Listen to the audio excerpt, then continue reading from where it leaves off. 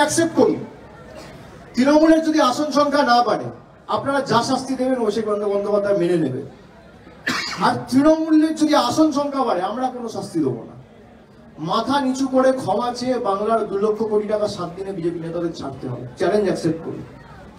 আপনি যা শাস্তি দেবেন আমি মেনে নেব, কিন্তু আমি আপনাদের কিছু বলছি না, আমি খালি এটুকু অনুরোধ করছি, যদি আপনাদের আবার লেজে গোবরে করে যেভাবে 2021-এ আপনাদের লেজে গোবরে করে হারিয়েছিল তার থেকেও বেশি শিক্ষা আপনাদের দেবে, এবং তৃণমূল কংগ্রেসের ক্ষেত্রে ভোট শতাংশ আসন সংখ্যা দুটোই বাড়বে। আর যদি বাড়ে তাহলে আপনি 10 কোটি বাংলার মানুষের কাছে ক্ষমা চেয়ে 2 লক্ষ কোটি টাকা, যেটা বাংলার অধিকার প্রাপ্য পাওনা, এটা কারোর মামার টাকা না, বাবার টাকা না, দাদুর টাকা না, ঠাকুরদার টাকা না, পৈতৃক সম্পত্তি না, এটা বাংলার মানুষের টাকা, এটা পুরুলিয়ার টাকা, এটা কুচবিহারের টাকা, এটা দক্ষিণ 24 পরগনার টাকা, এটা বর্ধমানের টাকা, এটা হুগলির টাকা, এটা কলকাতার টাকা, এটা নদিয়ার টাকা।